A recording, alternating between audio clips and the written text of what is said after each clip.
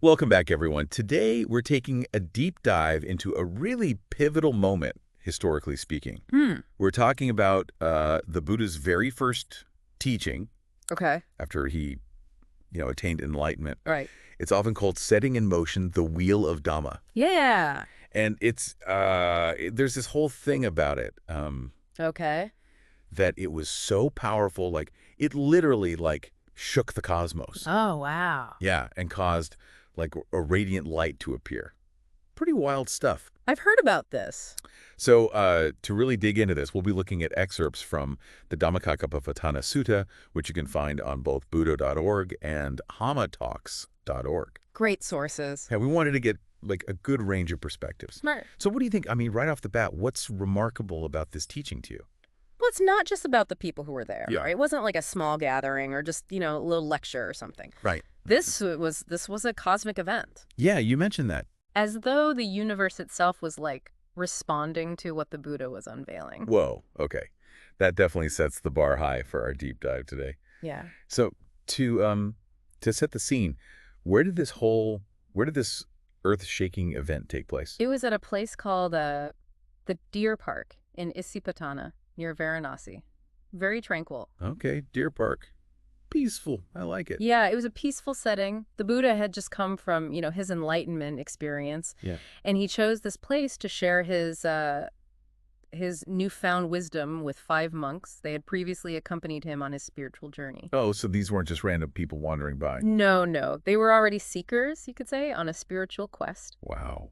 Already on a path. They had been practicing, actually, extreme asceticism. Oh, wow. Intense. Yeah, really pushing their bodies to the limits, Trying to find liberation. Yeah, trying to find liberation. But they had become disillusioned with this approach, the harshness of it. Makes sense. And they were ready for something new. So enter the Buddha. Exactly. He had experienced those extremes himself, so he was in a perfect position to offer a different path. Yeah, I mean, who better, right? Exactly. And right from the start, he addressed this whole issue of extremes. Okay. He rejected both, a life of pure sensual indulgence, Sure. but also a life of harsh self-denial.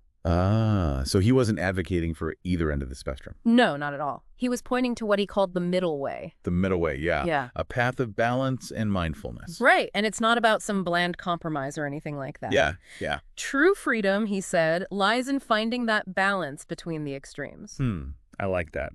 Moderation, mindful engagement with the world. This middle way idea, it seems like it's woven through, all of Buddhist thought. Absolutely. It's fundamental. Do you give us a sense of what that actually looks like in practice? I mean, what are we talking about here? Well, he described it as a path that avoided those two extremes, right? The ones he had tried and rejected. Right. It's not about indulging in, every desire Right. or punishing yourself with austerities. Yeah. It's about finding that sweet spot between self-indulgence and self-mortification. So it's about tuning in, I guess, to our own experiences. Yes. Recognizing, where we tend to go to extremes. Exactly. And then finding that space of balance. Yes, and this understanding, it's woven into the fabric of his teaching, especially in the Four Noble Truths, which are, at the core of this first discourse. Ah, yes. The Four Noble Truths. This is where things get really interesting. Absolutely. So let's break it down. What's the first noble truth all about? What are we talking about here? The first one is the truth of dukkha. Dukkha, okay? Often translated as suffering. Suffering, okay. But before you think it's all doom and gloom, Yeah. dukkha, it's actually broader than just the big, obvious kinds of suffering. Oh, okay, I see. So not just physical pain or heartbreak, the big stuff. It's more than that. Think about everyday frustrations, the anxieties we all face. Sure, yeah. Stress at work. Oh, yeah. Disappointment when plans get canceled. Or even that subtle unease, Yeah. knowing that things are always changing. Right. All of that, it points to this truth that life, just by its nature, contains unsatisfactoriness. Okay, so even small annoyances, those are glimpses of this dukkha. Precisely. The first noble truth. It invites us to acknowledge this truth about life. Okay. To see that dukkha is not some anomaly, Yeah. It's fundamental to our existence. Oh, wow. Okay. That's That is pretty profound when you think about it. Yeah. But, I mean, it also seems kind of depressing, no? Yeah. Is Buddhism just all about acknowledging that life is, like, inherently unsatisfactory? No, not at all. Okay, good. Recognizing the truth of suffering, it's just the starting point. The real power is in understanding the cause of it and the path to its cessation. And that brings us to the second noble truth. Okay, so the second noble truth, it's about, like, the root of the issue. It is. It states that the cause of dukkha is tanha, Tanha. often translated as craving or clinging. Craving, cling. Okay. Yeah. So wait, are you saying it's not like the circumstances themselves that cause the suffering? It's our reaction to them. Exactly. We crave things, right? Sure. Pleasure, possessions, status. Yeah. Even just the continuation of our own existence. Right. We cling to these. We grasp onto them as if they're permanent and unchanging, but of course, Yeah. everything is in constant flux. Always changing. So this clinging, it leads to disappointment, frustration, and ultimately suffering. Oh, man. So we create our own suffering. In a way, yes, by attaching ourselves to things that are inherently impermanent. Wow. The second noble truth. It's like getting at the heart of the human dilemma. It really is. We want things to be different than they are. We resist change. It keeps the cycle of suffering spinning. Okay, so if craving is the root of suffering, Right. what's the solution? Is there even a way out of this cycle? Well, that's where the third noble truth comes in. And it does offer a glimmer of hope. Okay, tell me more. It states that the cessation of suffering, known as nirodha, is possible. Hold on. Are you saying suffering can actually, like, cease completely? The Buddha discovered that by letting go of craving and attachment, we can experience true liberation from suffering. Wow. So imagine a life Free from that constant churn of wanting, grasping, clinging. free from all of that. That's what the third noble truth is getting at. That's a possibility it points towards. Okay, that sounds incredibly challenging, It is. but also incredibly liberating. Yes. But how do we actually do that? How do we let go of these deep-seated cravings? That's where the fourth noble truth comes in. I had a feeling you were going to say that. All right, lay it on me. What's the fourth noble truth? It reveals the path to liberation, the Buddha called it. Yeah. The Noble Eightfold Path. The Noble Eightfold Path. It's a set of guidelines for cultivating ethical conduct, mental discipline, and wisdom. Think of it like a roadmap for transforming your entire being, really. Wow. A roadmap for that, huh? Aligning your thoughts, words, and actions with the truth of those first three noble truths. So it's not just about, like, thinking the right thoughts. It's about It's about embodying those truths embodying them. Okay. in your daily life. Got it. The Eightfold Path, it encompasses right understanding, Okay. right thought, right speech, Uh-huh. right action, right livelihood, This is quite a list. right effort, right mindfulness, and right concentration. Wow, okay. A lot to unpack there. Yeah. But before we get too deep into the specifics of that Eightfold Path, Yeah. I'm curious about the Buddha himself. Like, what led him to these profound realizations? Well, imagine this. The Buddha spent years seeking liberation through that extreme asceticism. Oh, yeah, we talked about that. He pushed his body to its absolute limits, denying himself food, sleep, enduring intense pain, Wow. all in the pursuit of enlightenment. He went through it. He did. He lived the extremes. And through that experience, he realized that those practices weren't the answer. Ah, interesting. It was through deep meditation and introspection that he finally attained enlightenment. He realized the Four Noble Truths and the path to liberation. And then he went to the deer park. Exactly. He tried the extremes and found a different way. And that's the wisdom he shared with those 5 monks. Yes. What a story. It is. And the impact of that first teaching was profound. Yeah. Not just for his immediate audience, but for the cosmos itself. Okay, you got to tell me more about this cosmic celebration. Yeah. How did the universe react? Well, as he spoke, the Earth Devas, The what? the Earth Devas, celestial beings, Okay. they rejoiced at his words, Mm-hmm. and their cry of joy, it said, echoed throughout the heavens. Wait, hold on. We're talking literal cosmic celebration. Yeah. Like fireworks, angels singing, the whole 9 yards. That's how it's described in the suttas. Wow. The texts say the entire cosmos shook, and a brilliant radiance appeared. No way. It signified the impact of his words. That's so sick. The universe itself acknowledged the truth of his teaching. Yeah. That's mind-blowing. It is, and that ripple effect, Yeah. it continues to this day. So the Buddha awakened to these truths himself. Right. And his teaching caused this, like, ripple effect through the cosmos. It's like still going on. His teaching has the power to awaken not just individuals, but entire realms of existence. That's incredible. This deep dive is just getting started. Stay tuned as we continue to explore the Buddha's first teaching. It's amazing to think that a teaching, delivered in a quiet deer park could have such a widespread impact, shaking the cosmos and all that. It really makes you think about the power of truth, huh? When a profound realization is, unveiled, it's like the universe itself resonates with it. It makes you wonder about the nature of reality itself.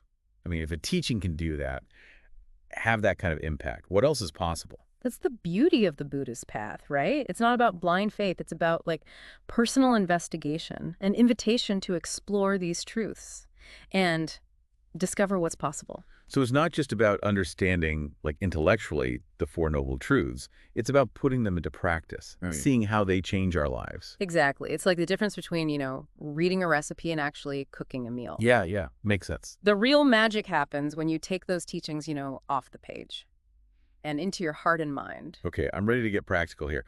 What are some ways that we can, tangibly apply these teachings to our everyday lives? I mean, it's easy to get caught up in the cosmic scale of it all, but I want to know how this affects my, daily experience. That's a great question. And the Buddha gave us some very practical tools for this very purpose. One of the most fundamental is mindfulness. Mindfulness, yeah. That's, that word's everywhere these days. What does it actually mean in the context of, Buddhist teachings? At its core, mindfulness is about paying attention to the present moment. It's about observing your thoughts, feelings, sensations, without judgment, without getting carried away by them. So instead of, getting caught up in the drama of our thoughts and emotions, we learn to just observe them. Exactly. Imagine, noticing your anger rising, Yeah. but not reacting to it, or feeling a wave of anxiety, but not letting it consume you. That's tough. Mindfulness gives us that space to choose how we respond, instead of being controlled by our habitual patterns. I can see how that would be helpful, especially in those moments when I feel totally overwhelmed by my emotions. Right. But how does mindfulness actually help with suffering?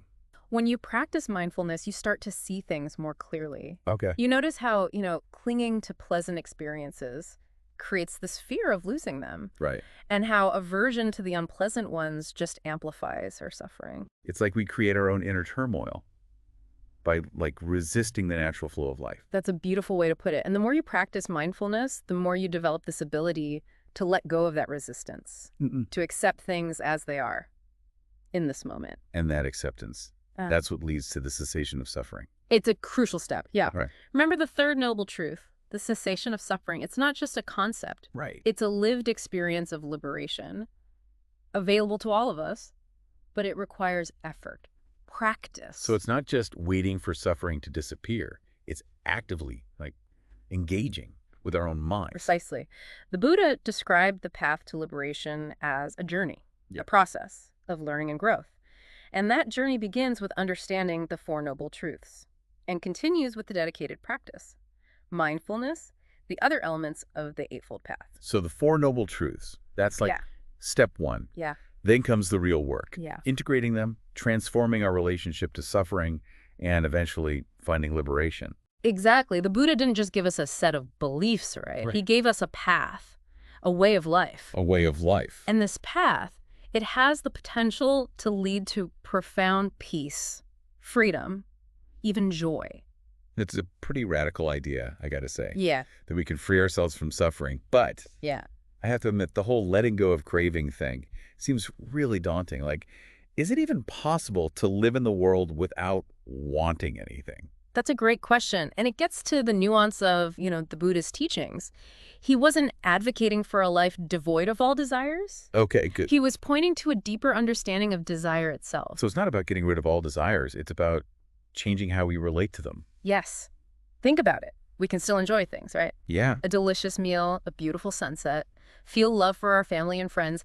The key is to experience these things without clinging. Without that need for it to, like, last forever. Exactly. To appreciate them for what they are, without that extra layer of craving and attachment, the stuff that leads to suffering. Right. And that's where the middle way comes in again. It is finding that balance between indulgence and aversion, clinging to the pleasant and pushing away the unpleasant. It's like walking a tightrope. Yeah. Finding that balance point. Exactly. Where we can fully experience life, but not get caught in the extremes. That's a great analogy. And just like a tightrope walker, they need practice. They need skill. Yeah. We need to cultivate mindfulness, wisdom, compassion to walk this path. It's a constant practice, a process of, like, refinement. Not just a one-time achievement. That's the beauty of it. It's a journey, not a destination. And the beauty is, it's available to everyone. Yeah. No matter your background, beliefs, circumstances, we can all set that wheel of Dhamma in motion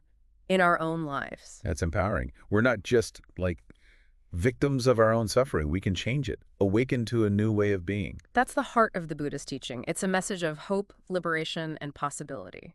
Okay, before we get too carried away with all this talk of liberation and cosmic celebration. Yeah. Let's bring it back down to earth for a second. Okay. Remember Kondanya? Kondanyanya. Yes. The monk who had that, like, sudden awakening during the Buddha's teaching. Yeah, he's a central figure, isn't he? He is. Yeah. His awakening. Yeah. It shows us how powerful the Buddha's teaching was, how it could spark profound change. Yeah. The texts say he understood the truth of anicca, impermanence. Yeah. Right then and there. Right, in that moment. And this insight, that's what led to his awakening. It's described as, him acquiring the dustless, stainless Dhamma eye. The what? The dustless, stainless Dhamma eye. It's the ability to see reality as it truly is. Oh, wow, okay. And what he saw was impermanence. It's interesting, it was understanding impermanence of all things. Yeah. That's what triggered his awakening. It seems counterintuitive, like recognizing that everything is fleeting, that leads to liberation. It might seem that way, yeah. But when you think about it, clinging to things that are constantly changing, that's a recipe for suffering. Right. We grasp onto things, experiences, relationships, our sense of self, as if they were permanent. Like they'll never change. And then, when those things inevitably change, which they always do, we experience loss, disappointment, grief. Yeah. We suffer because our happiness, it's built on, like, shaky foundations. Exactly. But when you see the truth of impermanence, when you understand that everything is in constant flux, you can start to loosen your grip. You can appreciate the beauty of each moment without clinging to it, without fearing its passing. So understanding impermanence. Yeah. That's the key to freedom. It's one of the keys, for sure. And it unlocks a whole new way of seeing the world. And Kondanya, he got that. Right there in the deer park, as the Buddha was setting the wheel of Dhamma in motion. It makes you wonder what's possible for us when we truly grasp the truth of impermanence. That's the invitation the Buddha offers, right? Yeah. To explore, to question, to experience these truths for ourselves and see where they lead.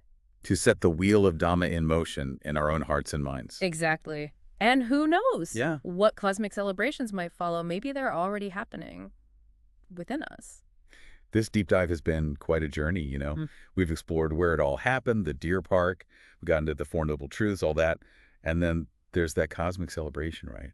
Wild. And we talked about how understanding impermanence can actually be the key to a whole new way of seeing things. Exactly. But before we wrap up, I keep thinking about that image, the cosmos shaking the radiant light. It's powerful, but how does that translate to our lives, like, day to day? How do we set the wheel of Dhamma in motion in a way that, like, actually affects our daily experience? That's the question, isn't it? You see, setting the wheel of Dhamma in motion, it's not really about external fireworks or anything like that. Oh, okay. So it's not like waiting for some big event to change us. Right. It's more about these subtle shifts within ourselves. So we're creating the change moment to moment. Exactly. Every time we choose kindness instead of anger, every time we, practice patience instead of reacting impulsively, every time we become aware of our thoughts and actions, that's setting the wheel of Dhamma in motion within us. That's like all those little choices create ripples. Yeah. They expand outward. That's a beautiful way to put it. Just like Kondanyonya's awakening, remember. It inspired countless others. Our actions, even the small ones, Yeah. they can contribute to positive change in the world. So it's not about the grand gestures. It's about, like, living these teachings in our daily lives. Exactly. It's an ongoing process, of Yeah. awakening, of Yeah. realizing our potential for peace, for wisdom, for compassion. And that awakening doesn't have to be some huge, dramatic thing. No, not at all. It could just be noticing our breath, or letting go of a judgment, or saying something kind to a stranger. Exactly. Those seemingly small acts. Yep. They can be so powerful. They're the building blocks, really, of a more peaceful and compassionate world within ourselves and in how we interact with others. It's inspiring to think that we can all do that. We can all set that wheel of Dhamma in motion. We can. We can create positive change. It's the beauty of the Buddha's first teaching, It's a message of hope, liberation, possibility. And it's just as relevant today as it was thousands of years ago. Well said. As we wrap up this deep dive, I want to leave you with something to think about. Remember, the Buddha taught that craving is at the root of suffering. So what are some ways, maybe some subtle ways, that craving shows up in your life? How can you use the idea of the middle way to find more balance, more peace, keep exploring, keep questioning, and keep setting that wheel in motion?